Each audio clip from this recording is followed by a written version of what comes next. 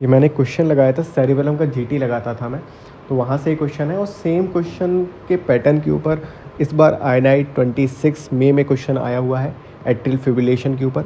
तो ये क्वेश्चन क्या है कि एक 68 ईयर ओल्ड वुमेन है with known COPD and hypertension presents with sudden onset of palpitation.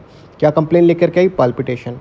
तो जो इस बार क्वेश्चन आया था INI सेट का, उसमें भी पेशेंट जो था वो पाल्पिटेशन की कंप्लेन लेकर के आ रहा था। एट्रियल फिब्रिलेशन में जो मोस्ट कॉमन फीचर हमें देखने को मिलता है वो पाल्पिटेशन होता है। इसके अलावा उसको डिस्पनिया हो रहा है, माइल्ड चेस्ट डिस्कम्फर्ट हो रहा है। उसका जो ECG हमने देखा, तो ECG की इमेज यहाँ पे नहीं दी, लेकिन उन्होंने डिस्क्राइब कर दिया है कि वो नैरो कॉम्प्लेक्स टैकिकार्डिया शो हो रहा है उसमें 160 बीट्स पर मिनट का। No discernible P waves. तो ये इंपॉर्टेंट बात हो गई कि पी वेव्स जो है वो आइडेंटिफाई नहीं कर पा रहे हैं हम बिफोर QRX कॉम्प्लेक्स। तो ये जो है करेक्टरिस्टिक फीचर होता है AF का।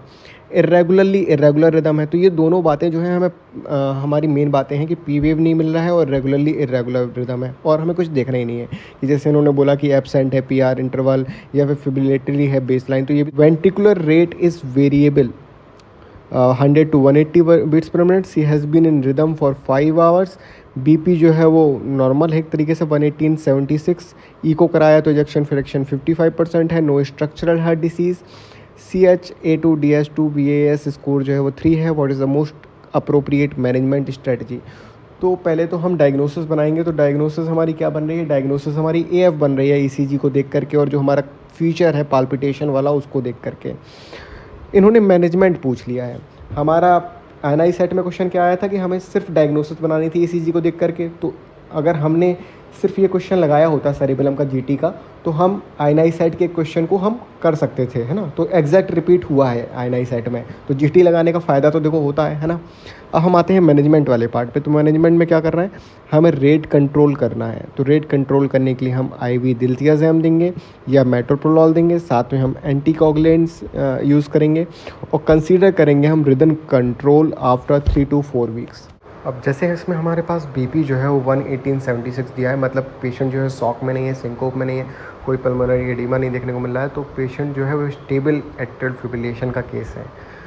ड्यूरेशन भी हम जो देख रहे हैं वो 5 आवर्स है, मतलब लेस देन 40 आवर्स 80 आवर्स है। तो हम यहाँ पर एंटीकोगुलेंट स्ट्रेटजी भी यूज़ कर सकते हैं। मैनेजमेंट का एल्गोरिदम क्या है कि अगर अनस्टेबल होता तो हम इमीडिएटली DC कार्डियोवर्जन के बारे में सोचते हैं, लेकिन अनस्टेबल है ही नहीं, वो तो स्टेबल है। तो स्टेबल इसलिए हम रेट कंट्रोल करेंगे, रिदम कंट्रोल करेंगे, ठीक है। अब इसलिए हमारा बेस्ट आंसर जो होता है वो रेट कंट्रोल, एंटीकोगुलेंट और डिलेड रिदम कंट्रोल पे हम टारगेट करेंगे। रेट कंट्रोल करने के लिए हम IV दिल्तियाज़ेम देंगे, जो कि बेस्ट इनिशियल रहता है इन मैनी केसेस, और मेटोप्रोलॉल जो है वो अल्टरनेटिव रहता है।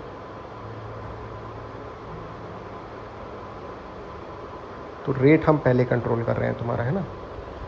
एंटीकोगुलेंट की अगर बात करें तो इन्होंने स्कोर दिया है, एक स्कोर जो है वो स्ट्रोक का स्कोर है। तो हाई रिस्क है स्ट्रोक होने का, इसलिए हम एंटीकोगुलेंट यहाँ पे साथ में दे रहे हैं। बाकी जो ऑप्शंस दिए गए थे, एक ऑप्शन दिया गया था DC कार्डियोवर्जन, तो हम यहाँ पे करेंगे नहीं क्योंकि पेशेंट स्टेबल है। अगर अनस्टेबल होता तब हम DC कार्डियोवर्जन करते। एक ऑप्शन दिया था एडिनोसिन, तो हम PSVT में यूज़ करते हैं, AF में तो यूज़ करते ही नहीं है। एक ऑप्शन दिया था डायगॉक्सिन जो है वो फर्स्ट लाइन है ही नहीं यहाँ पर।